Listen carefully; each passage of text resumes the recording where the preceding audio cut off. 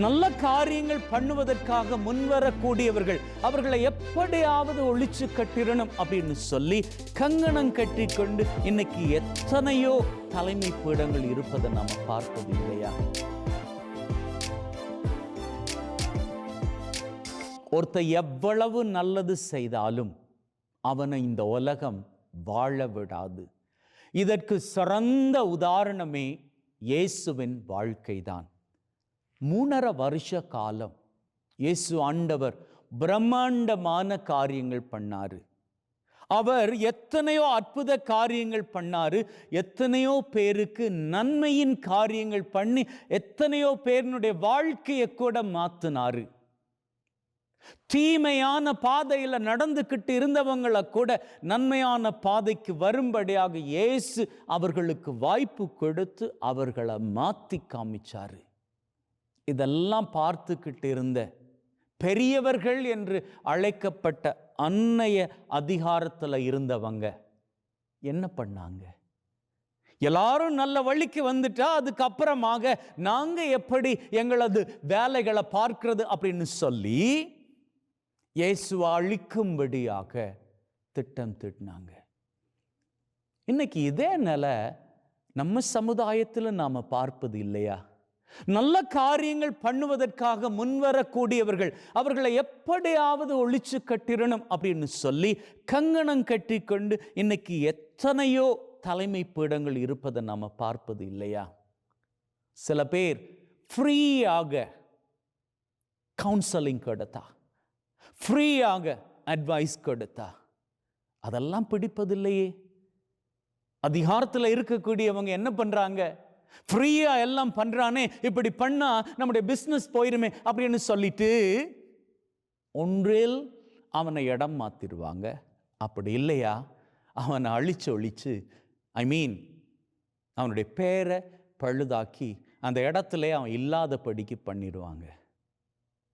இப்படியான நிலையில் யாராவது இந்த செய்தியை கேட்டுக்கொண்டு இருப்பீங்களாக இருந்தா உங்களுக்கு எல்லாம் ஒரு நற்செய்தி சொல்றேன். இயேசு ஆண்டவர் இந்த பூமிக்குள்ள வரும்பொழுது என்ன நன்மையின் காரியங்கள் பண்ணணும் அப்படின்னு சொல்லி நினைச்சிட்டு வந்தாரோ அத்தனை காரியங்களையும் பண்ணதற்கு அப்புறமாகத்தான் அவர் இந்த பூமியை விட்டு போனாரு. அதனால தான் பாருங்க, இயேசு ஆண்டவரை பிடிக்கும்படியாக அவரை கொல்லும்படியாக கயபா திட்டம் தீட்டிய வேளையிலேயே இயேசு ஆண்டவர் தன்னை மறைத்து கொண்டார். அவர் பாலை நிலத்திற்கு அந்த புறமாக இருக்கக்கூடிய ஒரு இடத்துல போய் அவர் தங்கி இருந்தார். ஏன் அப்படின்னு சொன்னா அது வரைக்கும் அவர் பண்ணி முடிக்க வேண்டிய காரியங்கள் இருந்தன. அதை முடிச்சதற்கு அப்புறமாகத்தான் இயேசு கிறிஸ்து ஆண்டவர் தன்னுடைய சொந்த நண்பனாலேயே காட்டி கொடுக்கப்பட்டார். உண்மையில் பார்க்க போனா ஏதோ யூதாசை நினைக்கலாம், நான் காட்டி கொடுத்து தான் இயேசுவை சிலுவையில் அடிச்சாங்க அப்படின்னு சொல்லி. உண்மை அது கிடையாது. இயேசு ஆண்டவரே பிடிபடும்படியாகத்தான் யூதாசியை தன்னுடைய கூட்டத்தில் வச்சிருந்தாரு. அன்பின் உள்ளங்களே, இயேசு ஆண்டவர் எந்த ஒரு காரியமும் கடவுளின் சித்தம் இல்லாமல் பண்ணதே கிடையாது. அதுபோலதான் உங்க வாழ்க்கையிலும் நீங்க நன்மையான காரியங்கள் பண்ணி கொண்டு இருக்கிறீங்களா? பண்ணிக்கிட்டே இருங்க. அது உங்க மனசுக்கு அமைதியை கொடுக்குதா? பண்ணிக்கிட்டே இருங்க.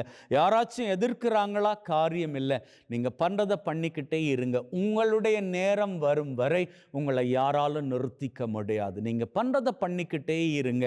எதிர்ப்பு வருகிறதா? ஆண்டவர் இருக்கிறார். அடுத்தவர்கள் குறை பேசுகிறார்களா?